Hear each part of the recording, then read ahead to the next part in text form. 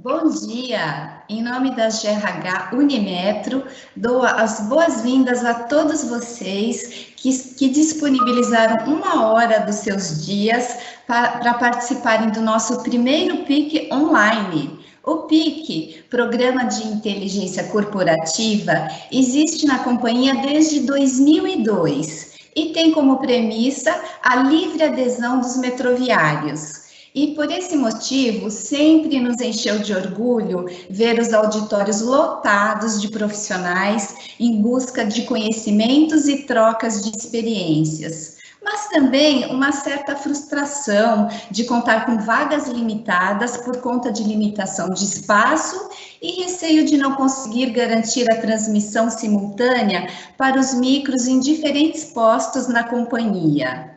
E hoje, essas barreiras, tanto físicas como tecnológicas, foram ultrapassadas e os desafios passam a ser outros, como este que estamos vivendo em tempos de pandemia, como manter-se saudável e produtivo no meio de tanta diversidade, não é mesmo? Nesse pique, nós não teremos o olho no olho, microfones circulando nos auditórios, mas o espírito de participação permanece. Desta vez será pelo chat. Registre suas dúvidas, comentários e perguntas ao longo da apresentação e elas serão abordadas nos últimos 15 minutos. Combinado? E não se preocupem, se não conseguirmos passar por todas as questões, elas nos servirão de base para as nossas próximas ações educacionais. E quero combinar com vocês, nos 5 minutos finais, colocaremos um link no chat para que vocês avaliem esta atividade. Esta ação não levará mais que 60 segundos. E agora eu passarei a palavra para o nosso palestrante, Alexandre Lacava, que gentilmente aceitou o nosso convite para transcorrer sobre o tema Liderando a Si Mesmo. Alexandre Lacava é bacharel em Administração de Empresas e pós-graduado em Psicologia Organizacional, com formação em Gestão Financeira, Negociação e Gestão Empresarial. É practitioner em Programação Neurolinguística, coach pessoal, profissional e executivo, certificado pela Sociedade Brasileira de Coach. Especialista em manejo e expansão da consciência, licenciado pelo Star Edge, especialista em venda e negociação, é palestrante integrante do Instituto Gente do Roberto Chiniachik e é professor de pós-graduação na BSP Business, ou seja, vocês estão em excelentes mãos. A palavra está com você, Alexandre. Muito obrigado, Silvia, é um prazer estar aqui com você, obrigado pelo teu convite, o carinho, a confiança de me chamar para falar com esse público enorme, que é o público dos metroviários. Cara, uma grande satisfação nessa sexta-feira, aí a gente está fechando a semana, iniciando o dia, mas fechando a semana com um papo desse, com um papo sobre esse. Super obrigado. Aliás, eu escutando meu próprio currículo, né, eu falo assim, caramba, o que as pessoas devem estar achando, né, cara, que tem um doido ali do outro lado. A parte que eu mais gosto do currículo, na verdade, não está aí, que é, cara, eu sou um ser humano, assim como você, vivendo tudo que a gente está vivendo nesse momento agora. E mais do que qualquer outra coisa, do que qualquer escola, do que qualquer curso, aprendendo com a vida. Legal. Por isso que eu adorei quando eu fui convidado para poder falar sobre esse tema, que é liderando a si mesmo. Nada melhor do que um momento como esse para poder falar sobre isso, liderando a si mesmo. Bom, deixa eu te contar, tem muita coisa para falar sobre esse tema, tem muita coisa, uma hora seria assim, um espirro perto do tempo que a gente precisa para poder falar sobre tudo isso. Por isso, quando eu recebi o convite, eu fiquei pensando, falei, cara, o que eu vou levar para eles para que realmente eu possa passar uma mensagem que eu acredito e que, mais do que acredito, que eu tenho usado na minha vida, que tem me ajudado a lidar com o meu dia a dia, com os meus resultados, e que, tijolinho por tijolinho, tem me ajudado, eu tenho conseguido dar alguns passos na direção de liderar a mim mesmo. Legal? E é isso que eu quero compartilhar com vocês aqui agora. Então, vamos lá. Muito bom. primeira grande pergunta para que a gente possa falar sobre esse tema é o seguinte, né, cara? Em que mundo a gente vive, né? Em que mundo vivemos hoje, né? Bom, muitos de vocês vão responder para mim de bate-pronto, cara. A gente vive um mundo pós-pandemia, a gente vive um mundo invadido pelo coronavírus, pelo Covid-19. Sim, é verdade, a gente está vivendo isso.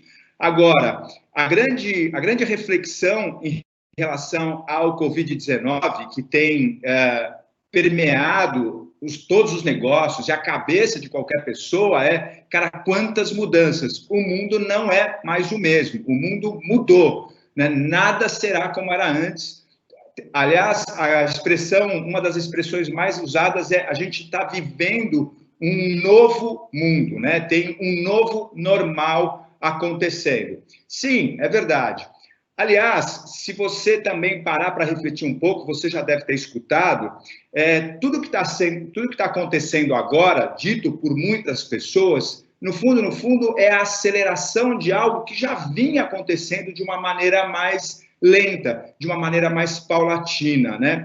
Como assim, Alexandre? É verdade, se você parar para refletir, essas mudanças, por exemplo, essa necessidade de comunicação via videoconferência, online ou digital, já era uma coisa que vinha caminhando. É que por conta do isolamento social, uma tentativa de reduzir a contaminação, esse processo explodiu, ele acelerou e mudou com muita rapidez, de uma forma muito substancial, a maneira como a gente vivia. Por que eu estou te trazendo isso? Pelo seguinte, não é agora que a estabilidade ela se mostra imaginária na vida da gente. Ela já vem acontecendo.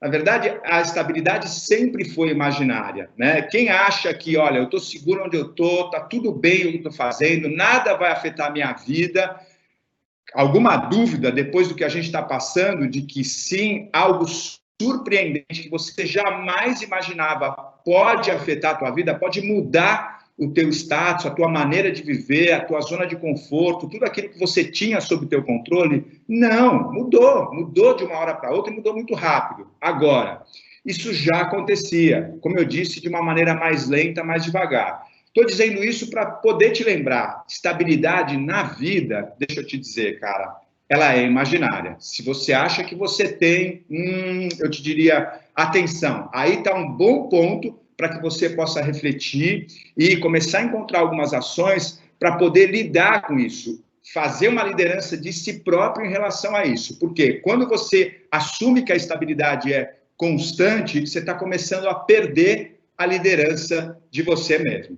E a grande questão nisso tudo é a seguinte: como é que eu me sinto? Como é que você está se sentindo diante de tudo que está acontecendo?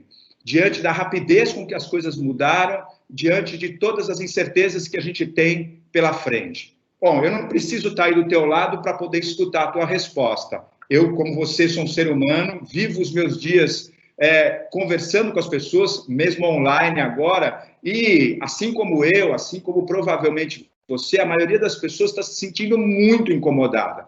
Aliás, os índices de depressão, de ansiedade, a quantidade de pessoas que vem sofrendo com tudo isso aumentou, disparou, né? E tudo isso por quê? Por conta da falsa ideia de que a gente vivia numa estabilidade, de que a gente tinha segurança e total controle sobre tudo que a gente fazia. Porque não é assim. A gente, de uma maneira dura, é verdade, está aprendendo que a vida é muito mais dinâmica do que eu acreditava que poderia ser. Legal. E o que tudo isso significa, né? Da onde isso vem?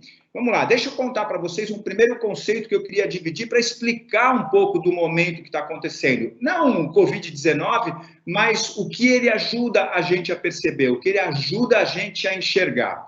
Eu não sei se você já ouviu essa expressão, o mundo é VUCA, né? O que é mundo VUCA? O que é o mundo VUCA?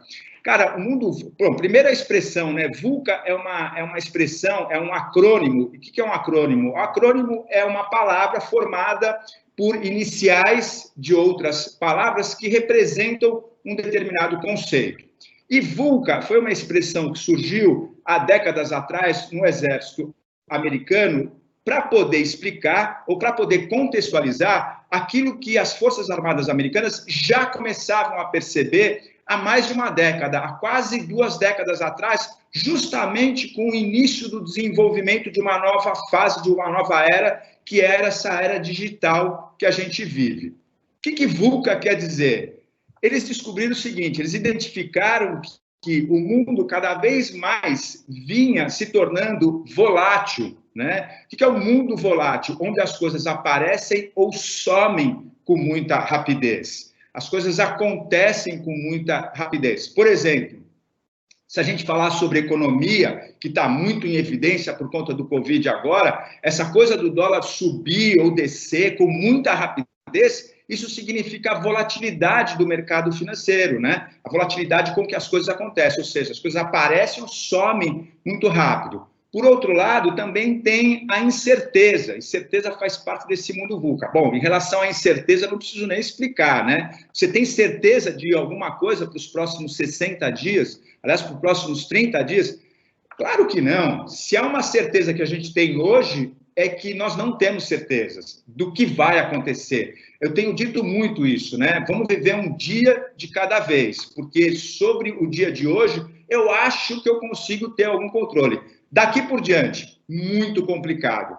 Covid-19, isolamento social e a mudança radical que isso provocou no mundo tem mostrado claramente isso para a gente.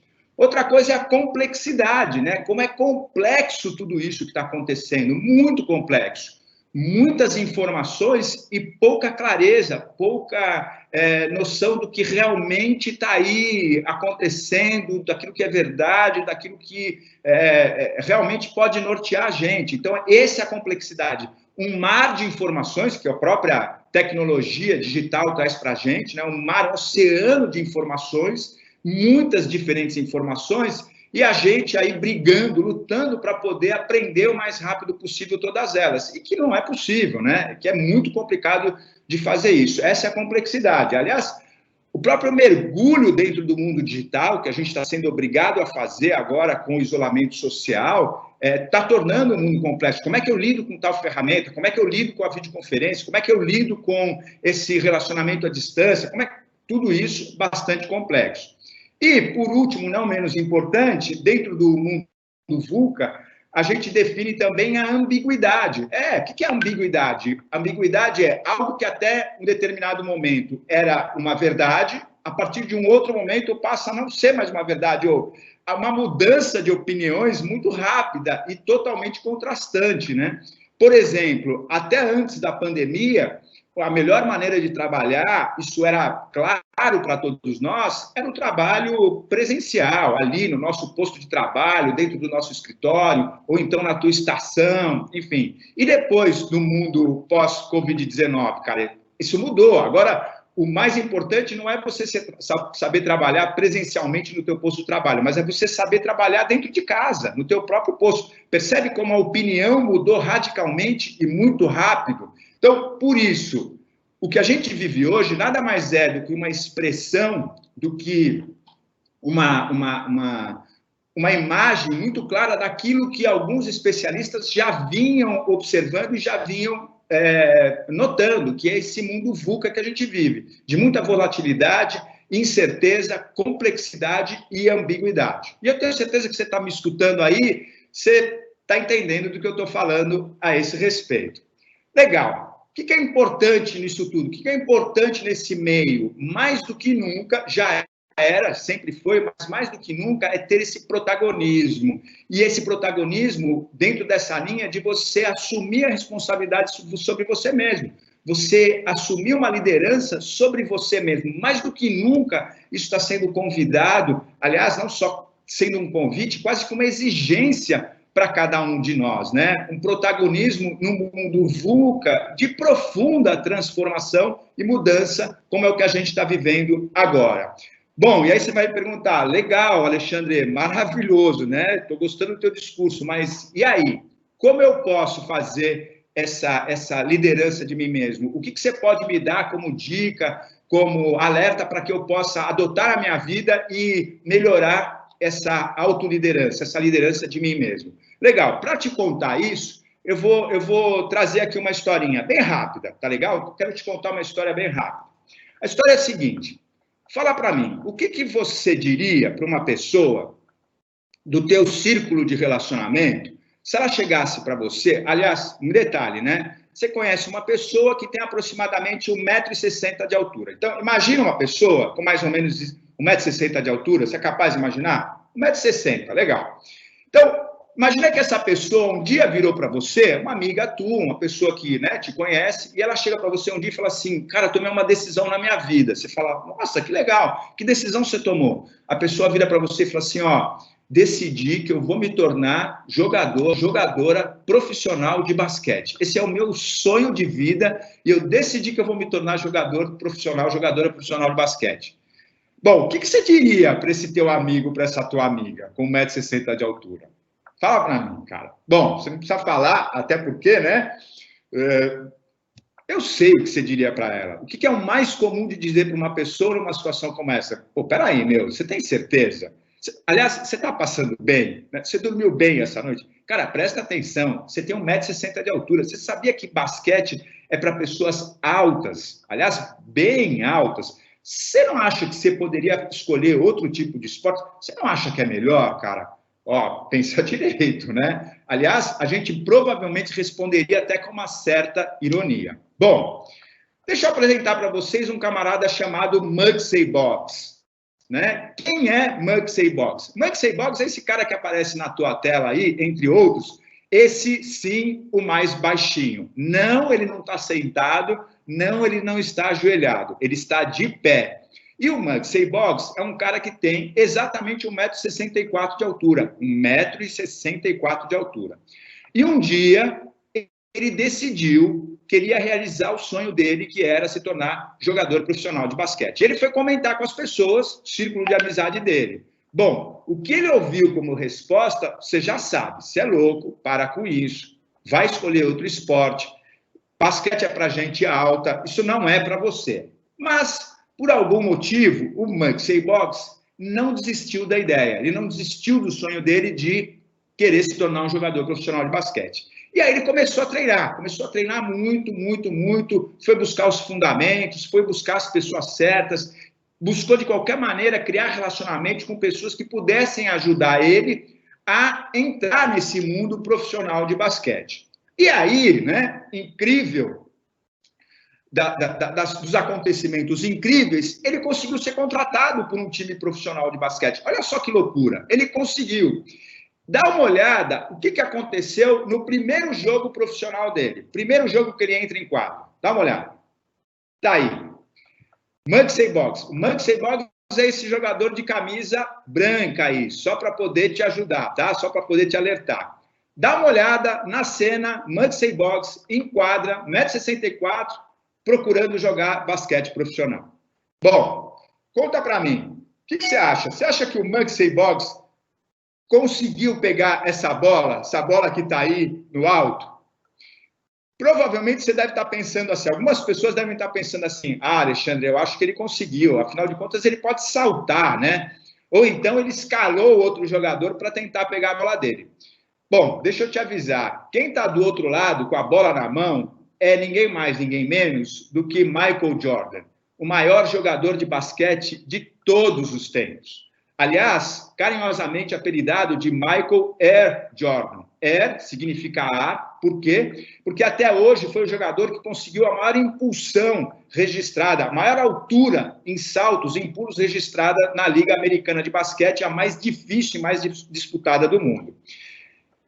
Muggsy Bogues não conseguiu pegar essa bola. Ele não conseguiu pegar essa bola, cara. Aliás, se eu pudesse colocar uma legenda nessa foto aqui, né? O Muggsy Bogues olhando para cima, estaria dizendo alguma coisa, tio, deixa eu brincar com a bola também, né? E o Michael Jordan com a bola na mão, dizendo para ele, não, ninguém te avisou que para poder jogar basquete você precisa ter altura?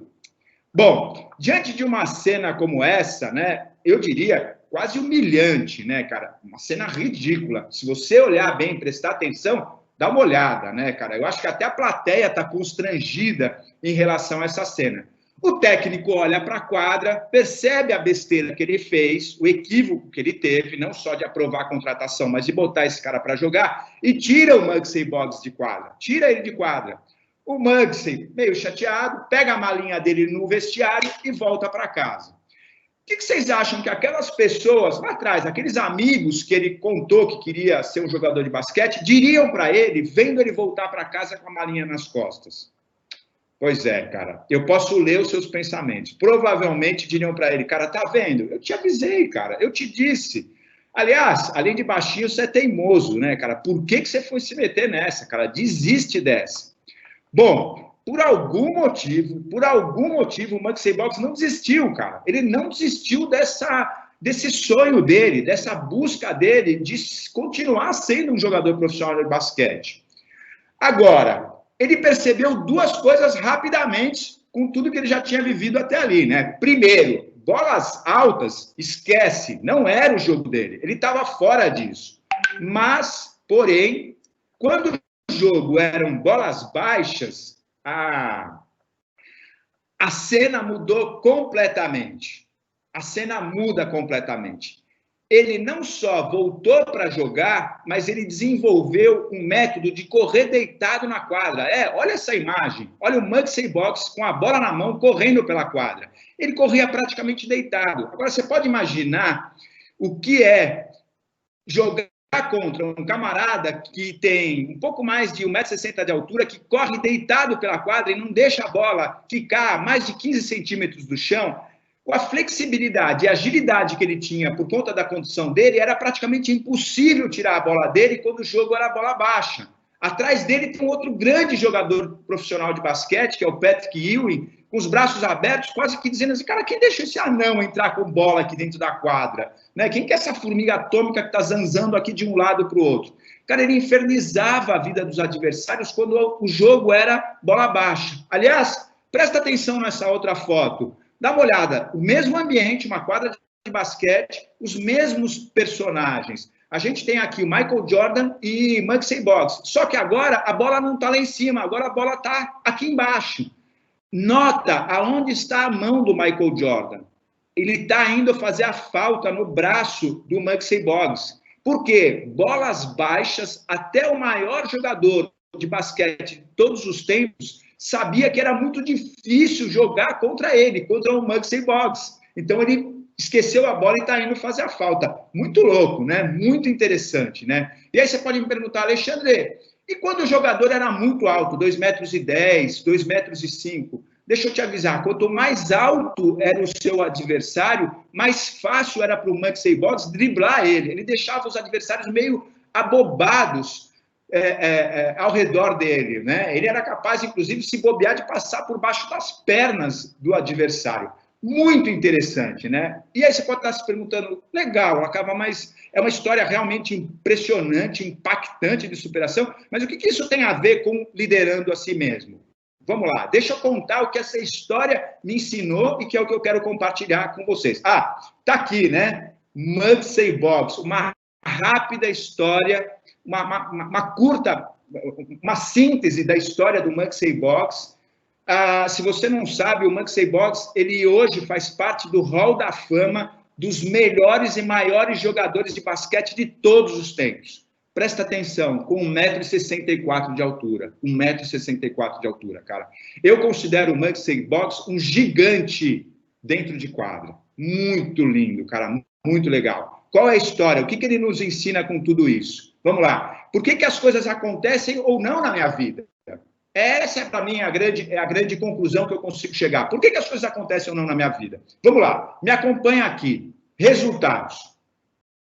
Com Covid-19, sem Covid-19, eu sei que aqui para o ano de 2020, de qualquer maneira, você precisa e continua buscando alguns resultados na tua vida. Sejam resultados profissionais, sejam resultados pessoais, tá certo? Agora, a grande reflexão é a seguinte, quando a gente precisa buscar, quando a gente precisa obter resultados na vida da gente, né? O que a gente precisa para conquistar os resultados na vida da gente? Então, se eu te fizesse essa pergunta, você provavelmente estaria refletindo aí. Bom, para conseguir resultados na minha vida, eu preciso de estratégia, eu preciso de foco, eu preciso tomar atitudes. eu preciso de me relacionar com as pessoas certas, eu preciso ter persistência, enfim, vai vir uma série de coisas que você sabe que você precisa para poder alcançar os seus resultados.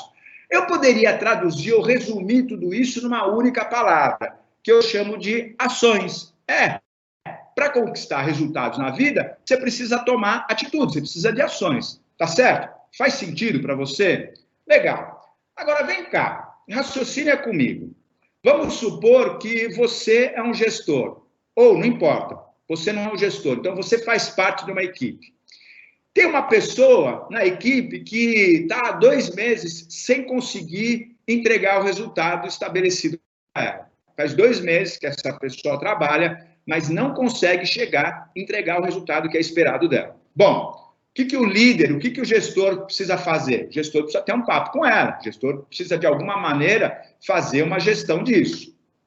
Ele chama essa pessoa para ter uma conversa, né? E nessa conversa o gestor vira para a pessoa e fala o seguinte: olha, fulano, ciclano, é o seguinte, cara, fazem 2 meses, né? Eu tenho te acompanhado, faz 2 meses, você tem algumas metas, você tem alguns resultados que você precisa entregar, e, cara, você sabe que você não está entregando, né? Aliás, eu não sei se ficou muito claro quais são as ações que você precisa fazer para poder entregar esses resultados. Então, nós vamos fazer o seguinte, nós vamos pegar agora os próximos minutos e eu vou rever com você, não só o caminho, mas cada passo que você precisa fazer para poder chegar no resultado que você precisa entregar. Tudo bem? Legal? E, nós vamos combinar o seguinte, ao final do nosso papo, você vai levantar, vai sair por essa porta aqui, e daqui a 1 mês, você vai voltar aqui e vai voltar com os teus resultados cumpridos, com as tuas metas entregues. E aí a pessoa sai, levanta, e depois de 1 mês ela volta com o resultado entregue. Conta para mim, querido, minha querida que está me assistindo agora, é assim que acontece na vida real?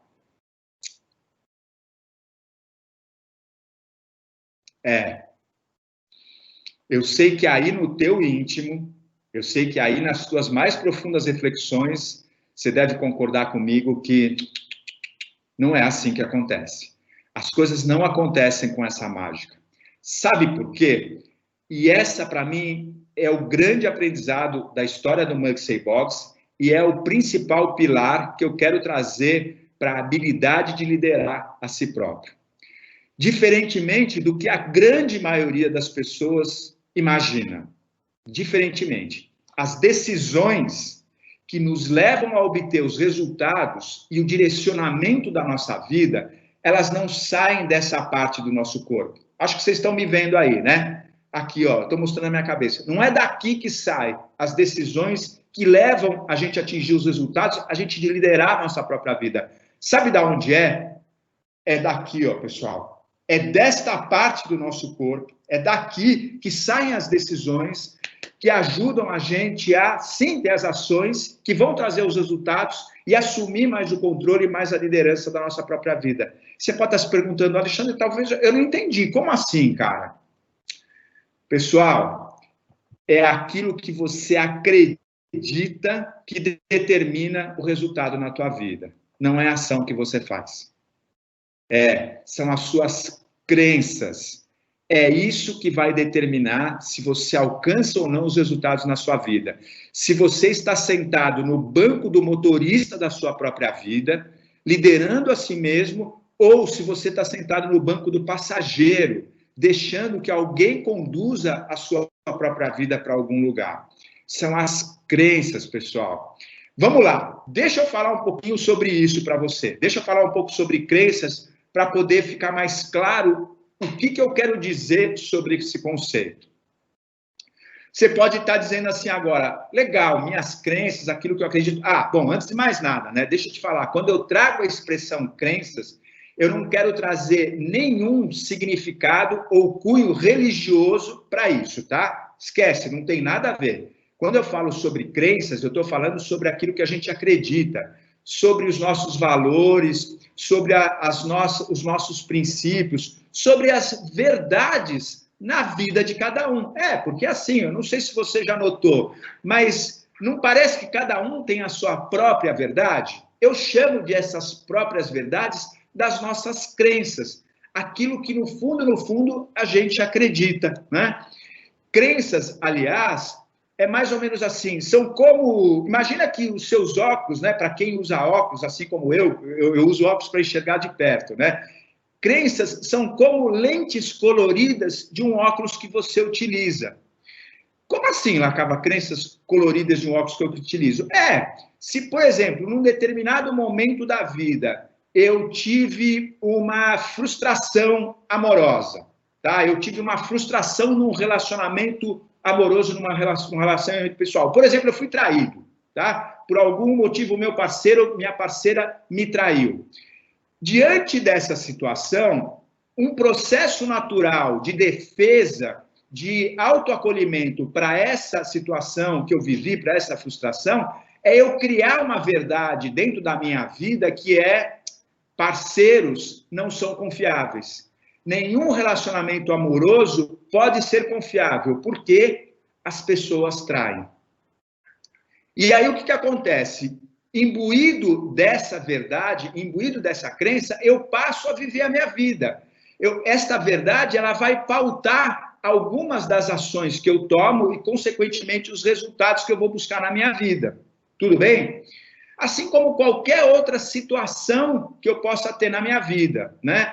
Lógico que crenças não são só resultado das experiências que eu vivo na vida, assim também. Mas crenças, elas são resultados, por exemplo, daquilo que eu aprendo na escola, nos cursos, né? Ali também, todo o aprendizado que eu vou tendo nesses canais de educação formal também são crenças. Aliás, voltando lá atrás na nossa vida, os momentos mais remotos, os primeiros momentos em que eu fui incorporando crenças na minha vida, ali no seio familiar, ali junto com a minha família, quando eu era um bebê e comecei a ter as primeiras noções do que era o mundo. Meu pai, minha mãe, ou então as pessoas com quem eu convivia, que me criaram desde pequeno, foram as primeiras pessoas que começaram a semear as primeiras crenças na minha vida, né? E ali, com consciência ou não, percebendo ou não, eu comecei a incorporar as primeiras crenças, os primeiros valores, as primeiras verdades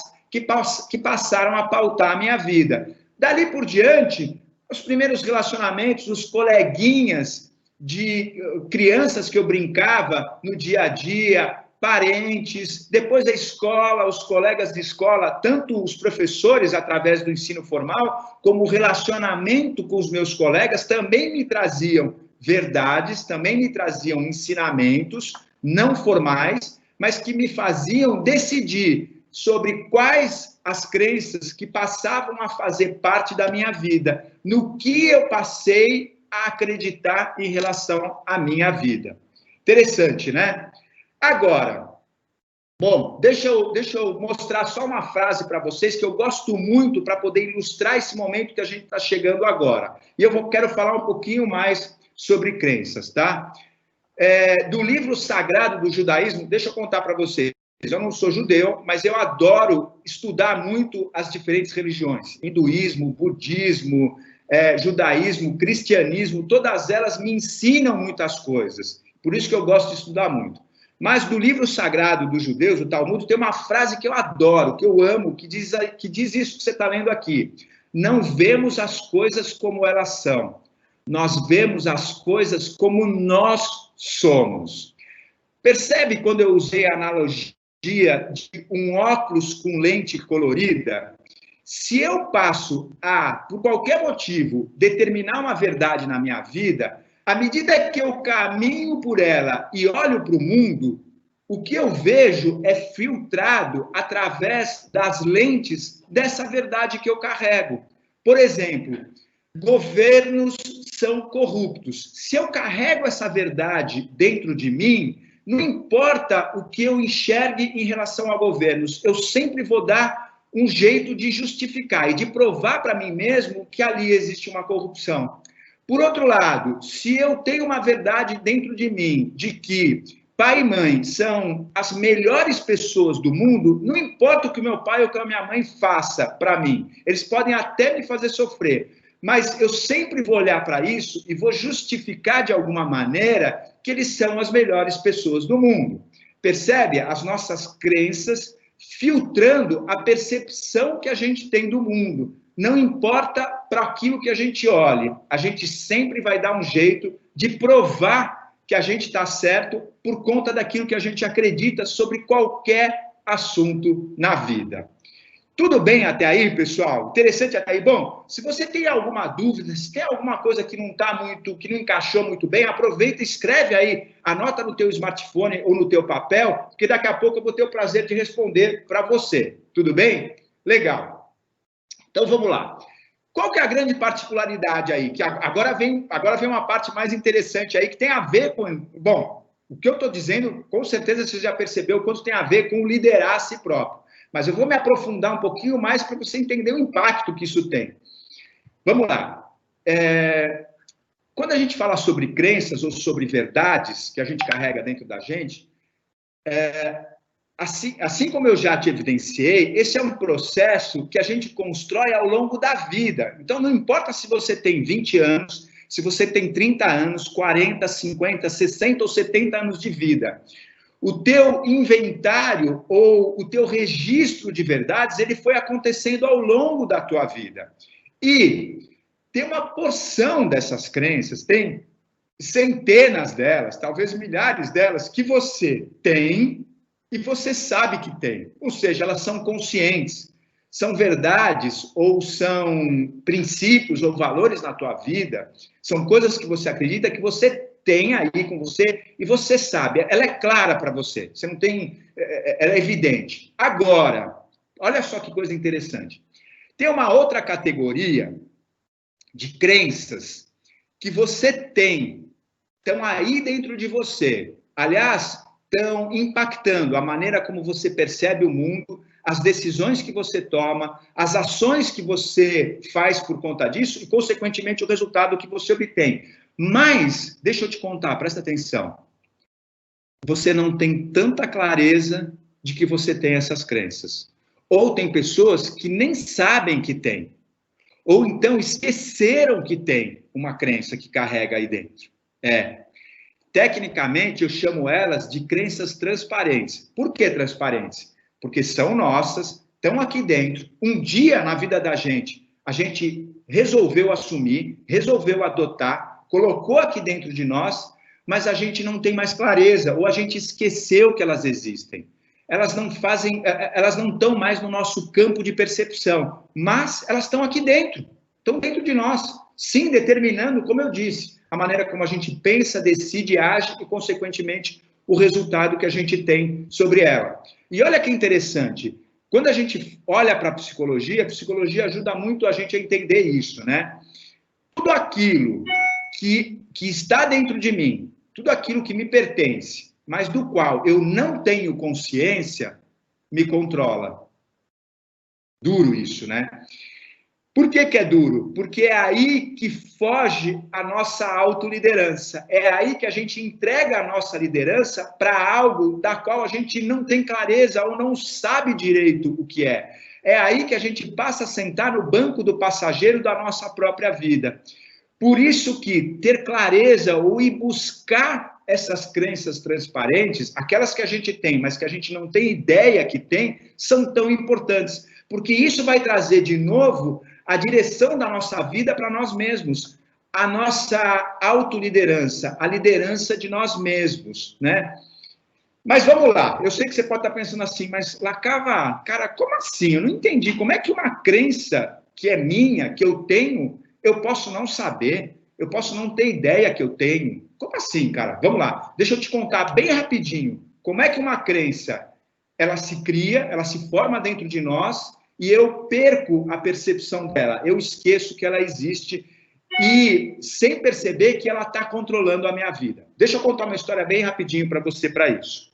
Vamos lá. Bom, provavelmente essas centenas de pessoas que estão me assistindo aqui agora, e putz, mais uma vez, obrigado por você estar aí dedicando o seu tempo, sua atenção por estar me assistindo aqui agora. Provavelmente eu tenho muita gente aí me assistindo que tem filhos, tá certo? E a pergunta é, o que uma criança entre 3 e 4 anos, você que tem uma criança hoje em casa entre 3 e 4 anos, ou já teve, né? Mesmo que seu filho seja mais velho, o que uma criança nessa idade, 3 ou 4 anos de idade, mais escuta na vida? O que ela mais escuta na vida? ela escuta não, tá certo? Uma criança de 3 e 4 anos não, cara. Uma parte das vezes não faz isso, não pula, não escreve na parede, não come doce, não. Uma criança normal.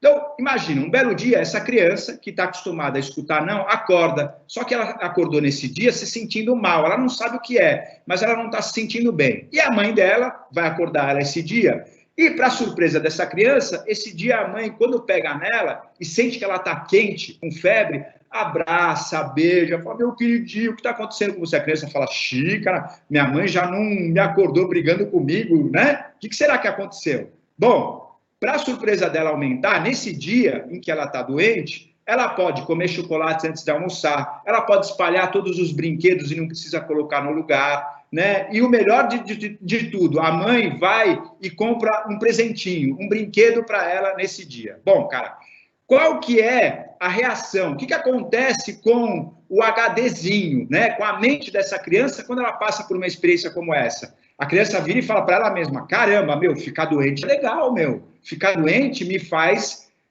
poder experimentar coisas boas que normalmente eu não experimento, né? Putz, muito legal.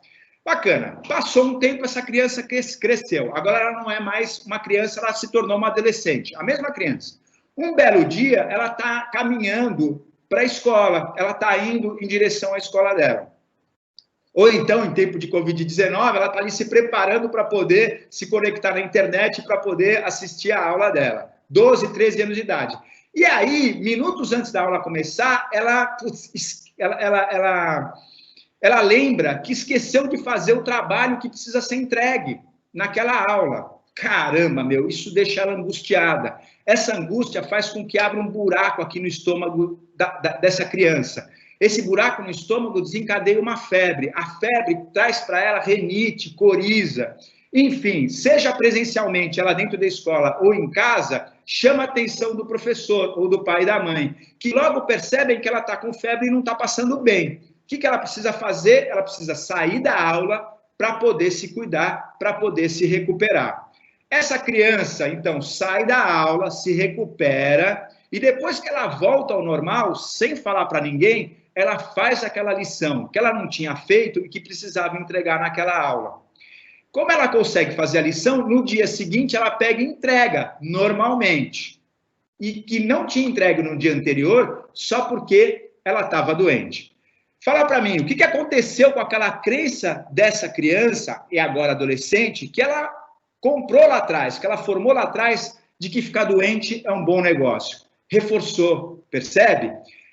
A criança, com esse desenrolar, acaba reforçando a ideia de que ficar doente é legal, ficar doente me tira de encrenca, ficar doente me ajuda a resolver os problemas que acontecem na minha vida. Bom, esse adolescente cresceu, agora é um jovem adulto. E como jovem adulto está procurando um estágio. E depois de muito batalhar, finalmente ele consegue uma entrevista para poder participar de um estágio. Da mesma maneira, minutos antes de poder passar por essa entrevista, ansioso, preocupado se vai conseguir esse estágio ou não, porque afinal de contas esse dinheiro é importante, vai ajudar em casa, putz, vem aquela angústia. A angústia, aquele buraco no estômago, na boca do estômago. O buraco na boca do estômago desencadeia uma febre a coriza, a renite, enfim. A pessoa, quando esse jovem adulto, ao tentar iniciar a entrevista, chama a atenção do entrevistador para o estado que ela está. Ela não está bem, o entrevistador vê na cara que ela não está bem. E procura perceber, viu que ela está com febre, viu que ela não está passando bem, e com isso, cara, não dá para fazer entrevista agora. Você não vai poder passar por essa entrevista. Você precisa antes se cuidar, você precisa, né, se recuperar, ir no médico, enfim. E este jovem adulto acaba perdendo a oportunidade que talvez fosse a oportunidade da vida dele de entrar naquela empresa que ele tanto sonhava. A grande pergunta é, o que aconteceu com aquela crença que desde criança acompanhou ele ou ela, e ajudou, e resolveu alguns problemas dele. Nessa etapa da vida, aquela mesma crença derrubou essa criança. Aquela crença de que ficar doente é legal, ficar doente me ajuda. Percebe? É assim que uma crença transparente aparece, ela se forma num momento da nossa vida em que ali ela foi importante, ela nos ajudou, Mas, como a vida é dinâmica, como a vida muda o tempo todo, uma crença no passado que me ajudava, no presente é justamente o que pode estar me derrubando. Mas, como faz muito tempo que eu incorporei ela na minha vida, eu não tenho mais noção, eu não tenho clareza de que aquilo é o que está me derrubando. Isso acontece muito com pessoas, por exemplo, que provavelmente você conhece, que querem emagrecer e não conseguem, querem parar de fumar e não conseguem, são viciadas e não conseguem deixar o vício, ou qualquer outra situação ruim que acontece na vida delas, mas que elas se sentem incapazes de conseguir lidar com aquilo, mesmo sabendo aqui racionalmente o que elas precisam fazer para poder mudar aquela história na vida delas. Mas ela, por mais que ela tente, ela não consegue mudar essa história. Por quê? Porque aqui dentro, lá no lugar em que ela nem ela mais reconhece, tem essa crença, tem essa verdade que está ali embutida nela e que acaba determinando a maneira como ela decide, age e o resultado que ela obtém na vida. Muito interessante, muito interessante. Vamos lá. O que é isso que eu falei para vocês até agora? São as famosas crenças limitantes, pessoal. Crenças limitantes. E de uma maneira muito rápida, Lacaba, como é que eu posso fazer para poder lidar com essas crenças limitantes? Tem um quadrinho aqui que eu preparei que não resolve todos os teus problemas, mas vai te ajudar a assumir mais o controle da sua própria liderança, a desenvolver mais a liderança em si próprio. Vamos lá. Tem alguma coisa que está ruim na tua vida? Tem alguma coisa que está te fazendo mal? Cara, vamos lá. Se você sabe o que é, se a resposta é sim, a próxima pergunta é, você pode resolver esse problema? Está na tua alçada, está no teu alcance, está no teu controle resolver esse problema? Se a resposta for sim, legal, cara, então está tudo bem, vai lá e resolve. Por outro lado, se a resposta, você pode resolver esse problema é não, puta, eu não posso, não está no meu controle, não está na minha alçada, não está no meu domínio resolver esse problema. Se a resposta é não, então tudo bem, mas de qualquer maneira foca no que você pode resolver. E o que você tem controle nessa situação ainda? Você tem controle sobre as crenças ou a crença que provavelmente te colocou naquela situação. Por trás de qualquer situação ruim, tem uma crença limitante que eu não enxergo muito bem, mas que se eu estiver disposto a, com sinceridade, com vulnerabilidade e muito carinho, examinar a mim mesmo, e com baixo julgamento, sem me julgar, provavelmente eu vou encontrar aquilo que realmente eu acredito, diferente do que eu gostaria de acreditar. Vamos lá, voltando para a pergunta inicial. Você sabe o que está te fazendo mal? Se a resposta for não, o primeiro passo justamente é identificar o que está te incomodando, que pode ser, por exemplo, o que você acredita de verdade sobre a situação que está te empurrando para ir para aquilo, né? E aí depois você volta para o início.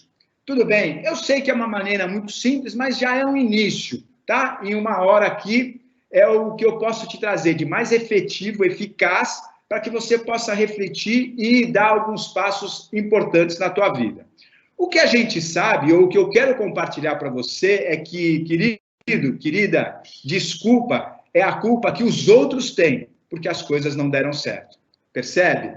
Infelizmente, é difícil para o ser humano assumir a responsabilidade sobre a sua própria vida. E assumir a responsabilidade, eu entendo. Você pode dizer, Alexandre, mas você mesmo disse, tem coisas que a gente não tem controle. É verdade. Eu não controlo se vai chover ou se vai fazer sol. Eu não controlo se a inflação vai subir ou vai descer. Mas eu controlo qual é a resposta que eu vou dar a qualquer acontecimento que vem para a minha vida. E como é que eu controlo isso? Iniciando por revisar aquilo que eu verdadeiramente acredito sobre aquele acontecimento. Por quê? Porque eu sempre posso também determinar e colocar no lugar de crenças que eu não quero mais para a minha vida, crenças que me dão poder, crenças que, ao contrário de me limitar, elas me impulsionam, elas me jogam para frente, elas me fazem, mesmo que seja a passos mais lentos, alcançar os resultados que eu quero e que eu preciso alcançar. Por quê? Presta muito bem atenção, vou repetir algo que eu já disse para você. Tudo que você percebe na vida, a maneira como você enxerga a vida, influencia seu julgamento, suas escolhas, ações e, consequentemente, resultados. E lembra, a tua percepção, ela é filtrada pelas crenças que você carrega. Quais crenças que você quer carregar? A decisão está na tua mão. Liderar a si mesmo, querido, querida que está me assistindo agora, para mim, é assumir responsabilidade por tudo que acontece na sua própria vida.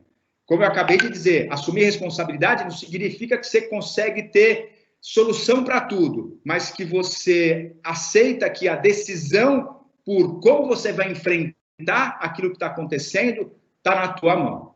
Legal? Para poder fechar, antes de me despedir aqui, que eu já ultrapassei 5 minutos do prometido, 4 competências, 4 atitudes essenciais nesse novo mundo, tá? Primeiro, flexibilidade, cara. Tenha um pouco mais de flexibilidade, diminua um pouco da tua rigidez, aceite trocar algumas crenças, joga fora o que não funciona mais, procura trazer algo novo para poder lidar com rapidez e com essas mudanças que estão acontecendo, que também são mudanças muito rápidas. Inteligência emocional. Inteligência emocional não é ausência de emoções, mas é você reconhecer, você aceitar as suas próprias emoções. Para quê? Para lidar com a incerteza, né? Putz, cara, eu estou angustiado porque eu não sei o que vai acontecer. Assume. Nada mais é do que, olha como é o Alexandre diante da angústia. Olha como é o Alexandre diante do medo. Isso vai te ajudar a começar a retomar o controle sobre a própria emoção. Curiosidade, desperte a sua própria curiosidade para lidar com a complexidade. Sim, a gente vai precisar reaprender sobre o mundo. A gente vai precisar aprender muitas coisas novas. E nada melhor do que a curiosidade para nos jogar nesse mar de estudos, para nos motivar a estudar cada vez mais. E, por último, não menos importante, vulnerabilidade, né, cara? Seja mais vulnerável, né? Se proteja menos, se entregue mais para a vida, erre mais, porque quanto mais você errar, mais você vai acertar também. Ou seja, aceite mudar de opinião, não fique preso totalmente ao passado. Muito bom, pessoal. Era isso que eu tinha para trazer para vocês, e adorar se você tiver perguntas, comentários, ou então, por que não, sapatadas, né? Sabe aquela coisa, Alexandre, eu não concordo com você, preciso te dizer isso. Me diga, eu vou adorar, porque eu também quero aprender com vocês. Muito obrigado pelo teu tempo, muito obrigado por poder compartilhar com vocês essas coisas que eu acredito e que me ajudam, como eu disse, a cada vez aumentar um pouquinho mais a liderança sobre a minha própria vida. Silvia, é com você. Foi muito bom, Alexandre.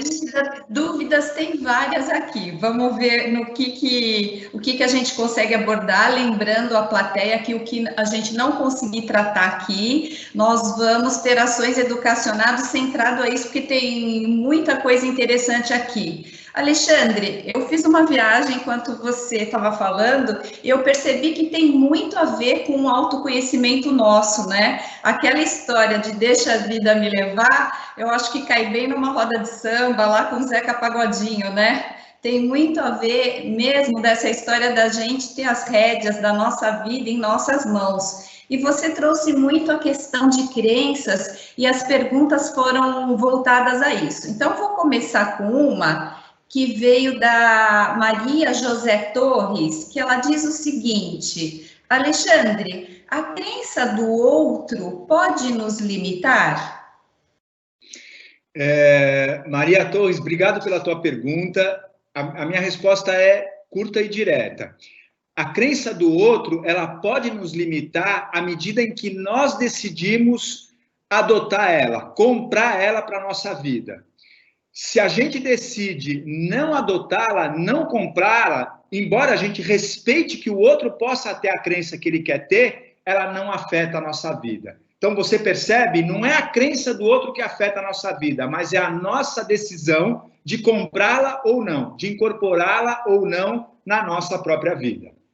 Perfeito. E ainda na linha da crença, a Maria Cecília Martino, ela diz o seguinte: se muitas de nossas crenças estão em um nível inconsciente e podem nos atrapalhar, como trazê-las para o nível consciente?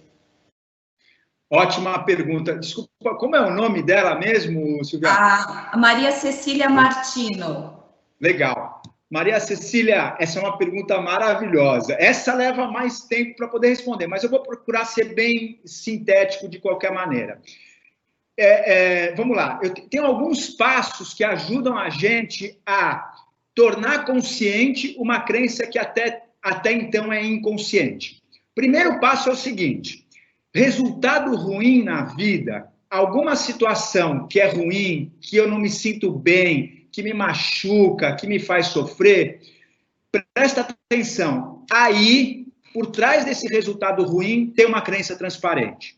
É assim, inevitável. Isso eu aprendi estudando ao longo dos anos, e eu não consigo explicar por que agora, porque sim, vai tomar muito tempo. Mas eu quero te dar os passos para que você possa, aí na tua própria vida, ir tornando essas crenças que são inconscientes, conscientes. Então, o primeiro grande passo é saber que num resultado ruim, numa situação ruim, por trás disso, aqui em mim, se eu estou fazendo parte disso, lógico, se a sensação para mim é ruim, aqui dentro tem uma crença transparente. Tudo bem?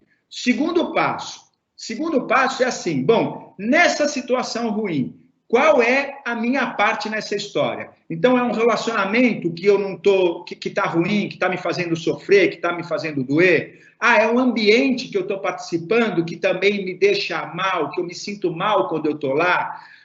É uma situação minha própria, por exemplo, eu estou acima do peso, ou então não consigo parar de fumar. Então, essa é a situação ruim, tem uma crença aí. E a segunda parte é, qual é a minha parte nessa história? E qual é a minha parte nessa história? É só para poder não culpar o outro, né? É só para não justificar que as coisas ruins que acontecem na minha vida é por culpa das outras pessoas, porque aí você não vai definitivamente encontrar esse caminho. Então, primeiro passo, resultado ruim é um sinal. Segundo passo, a pergunta, qual é a minha parte nessa história? De que maneira eu estou contribuindo para que isso aconteça da maneira como está acontecendo?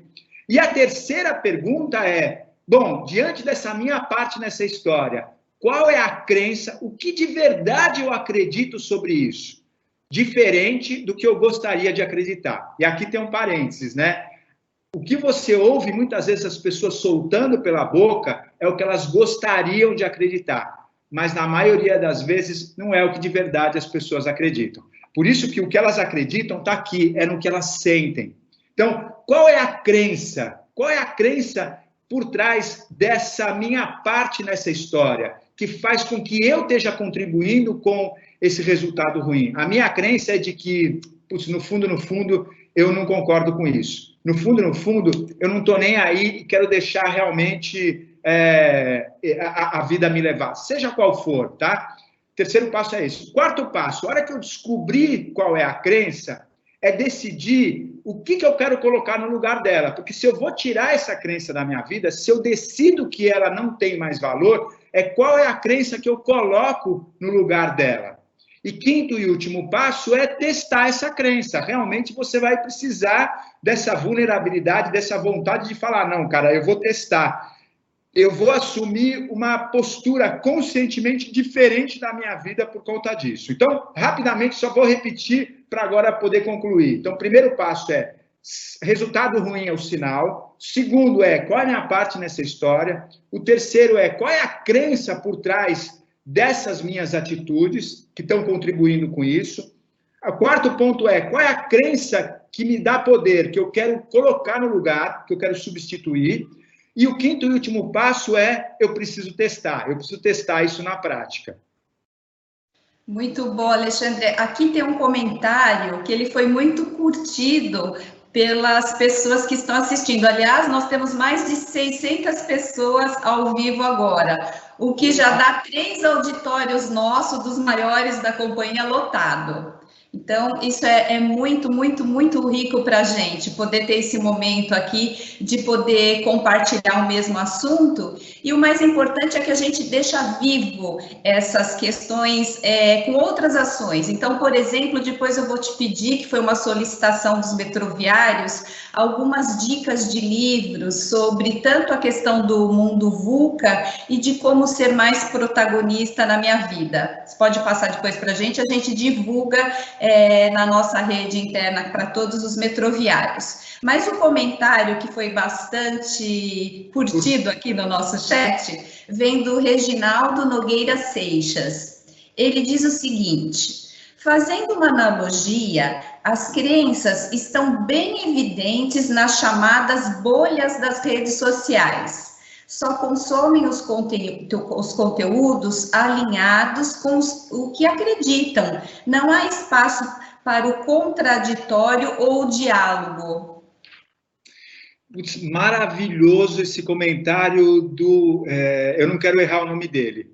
Reginaldo. Reginaldo, obrigado. Reginaldo, maravilhoso o teu comentário. E eu também aí recebo a minha curtida por esse teu comentário. Tem tudo a ver. E eu vou complementar esse teu comentário dizendo o seguinte: o dia que as pessoas se derem conta que a maior parte das nossas brigas, que a maior parte das nossas discussões, que a maior parte dos nossos conflitos, que a maior parte das guerras no mundo são exclusivamente porque as pessoas não percebem que elas têm crenças diferentes sobre a mesma coisa, elas têm verdades diferentes, putz, as guerras vão acabar, os conflitos vão diminuir.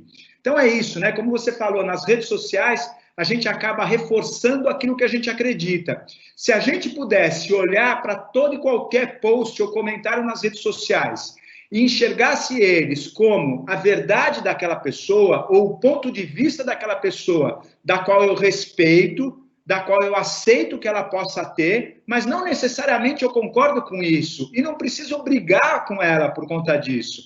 Porque tá bom, se você acredita, segue a tua vida baseado nesse princípio, nesse valor, nessa verdade, que eu prefiro seguir na minha, mas a gente não precisa brigar por conta disso, a gente não precisa matar ou morrer por conta dessa diferença entre nós. Com certeza, a gente vai passar a viver num mundo melhor. Muito bom, Alexandre. Agora, vou pegar uma das primeiras perguntas que surgiram no início, que a gente ainda não tinha entrado no tema crença, mas que eu acho que ela é pertinente porque tem a ver com a questão de como a gente foi se transformando nesse período que nós ficamos em quarentena do dia da noite, sem nenhum preparo, né?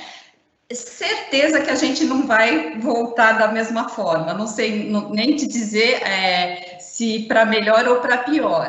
Nesse sentido, tem um comentário aqui do Fabrício Neves Wagner. Ele diz o seguinte: será que as empresas estão preparadas para receber seus empregados que ficaram fora em quarentena, home office? Muitos se redescobriram e evoluíram de forma grandiosa. Gestores também terão de reinventar, evoluir para lidar com esse novo cenário, com empregados retornando muito diferenciados do que quando se afastaram. Aí ele conclui: haja resiliência. Com certeza, né? Essa é uma palavra de ordem aí, flexibilidade, resiliência. E eu não acho que estão preparados, não. Eu não acho que nenhuma empresa, nenhuma pessoa está totalmente preparado para o que vai acontecer, como o que está acontecendo agora. E eu quero dizer isso com muita clareza e muita honestidade, porque eu acho muito melhor, para mim é muito mais legal assumir essa vulnerabilidade do que se colocar numa pose e manter uma aparência que a gente sabe que não vai acontecer, né? Por isso que eu gosto muito de uma campanha recente de um dos grandes bancos que vem aí divulgando nas redes sociais. Eu acho que eles foram muito felizes, dizendo assim, né? Cara, a gente vai acertar, a gente vai errar, mas a gente não vai deixar de fazer, né? Isso me lembra muito uma imersão que eu fiz há 2 anos atrás, lá no Vale do Silício, lá na região de São Francisco. Eu fui estudar as empresas e as principais startups do mundo que estão lá, né? Hoje, São Francisco, naqueles 80 quilômetros quadrados, que tem ali a Area Bay, né, a área da Baía de São Francisco, ela reúne as maiores empresas do mundo, as empresas mais valiosas do mundo estão ali. Por isso, a minha curiosidade, eu fui fazer uma imersão lá. Eu falei, cara, eu preciso entender o que aqueles caras pensam, o que aqueles caras comem, o que eles conversam, porque o resultado é muito expressivo para não olhar e entender o que tem de legal ali. E dentre várias lições que eu tirei dessa imersão que eu fui fazer lá, tem uma que é muito pertinente a esse comentário e ao que está acontecendo e ao que vai acontecer nos próximos meses em relação a essa adaptabilidade de empresas em relação aos seus colaboradores, do próprio colaborador em relação à empresa, do gestor em relação a tudo isso, que eles dizem lá o seguinte, cara, para uma empresa dar certo, para um negócio dar certo, para uma equipe dar certo, você tem que fazer o seguinte, cria rápido, testa rápido, erra rápido e corrige rápido. Isso é o que eu tenho a dizer para você, gestor que está me assistindo, para você, colaborador, e para qualquer pessoa que tenha ligação aí, parentes em outra empresa. Acho que essa é a grande sacada. O problema não é fazer, não é errar.